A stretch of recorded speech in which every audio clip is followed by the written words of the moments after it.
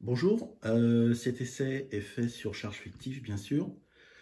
Alors, là, la puissance est au maximum sur l'ICOM 7300. Le niveau audio et le taux de compression sont réglés afin de rester dans les limites de l'ALC et pas au-dessus, parce que quand on va au-dessus, cela a généralement l'effet inverse sur la puissance émise. Donc là, je vais passer en émission. 1, 2, 3, 4, 5, lundi, mardi, mercredi, jeudi, vendredi, samedi, dimanche. 1, 2, 3, 4, 5. Bon, je vais donner un coup de sifflet parce qu'il y en a certains qui adorent les coups de sifflet.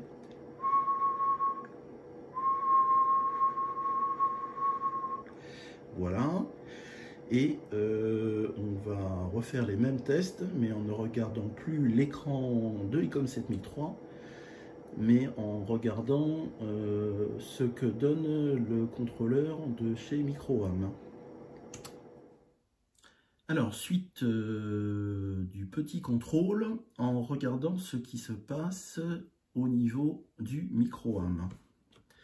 Je passe en émission, toujours avec les mêmes réglages sur l'ICOM 7300.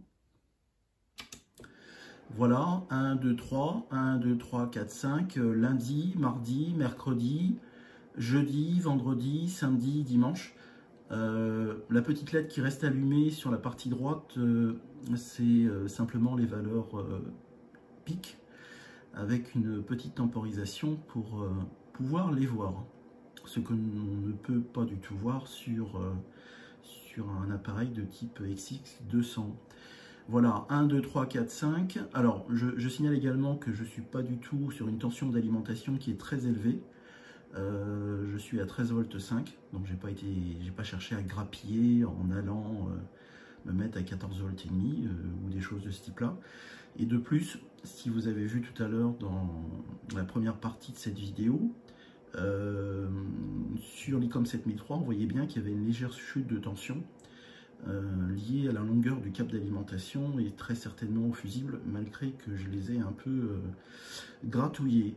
Voilà. Donc au niveau de l'alimentation du poste, il est clair que je n'ai absolument pas 13 volts 5 actuellement.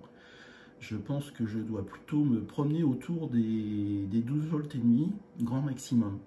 Voilà, et comme on voit, en parlant normalement, on a bien des pointes de modulation, enfin des pointes de modulation, oui, des pointes de modulation qui génèrent des pointes de puissance émise qui sont bien dans les normes du fabricant, c'est-à-dire autour des 100 watts. Voilà, et naturellement, mon 7003 n'a pas été trafiqué, j'ai pas été soudé des capacités ou je ne sais pas quoi pour aller modifier la constante de temps de la LC, ce qui est du véritable sabotage, mais c'est la mode sur certains postes. Heureusement, c'est pas trop la mode sur le 7300 encore. Voilà, et naturellement, je rappelle qu'il faut faire attention au réglage du transceiver en contrôlant le niveau d'ALC. On va retourner sur le 7300, ça va bouger un peu, excusez-moi. Hop là, on va redescendre. Voilà, donc comme vous voyez, quand je parle, je ne dépasse pas la zone rouge de l'ALC. Et là, la compression est active. Mais comme vous pouvez le voir également, le niveau de compression, il se balade entre 5 et 10%. Hein. Il est totalement... ça ne sert pas à grand-chose d'aller mettre la compression au maximum pour se balader à plus de 20 dB.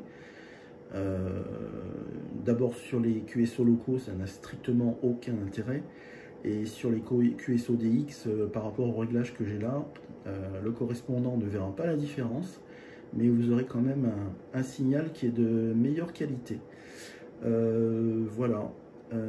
Qu'est-ce que je vous dis? C'est tout. Donc ceci clôt pour ma part les histoires d'ICOM des 7300 qui ne sort pas les 100 watts. Hachi. Voilà, les 73 à tous. Passez une excellente journée. Bon trafic.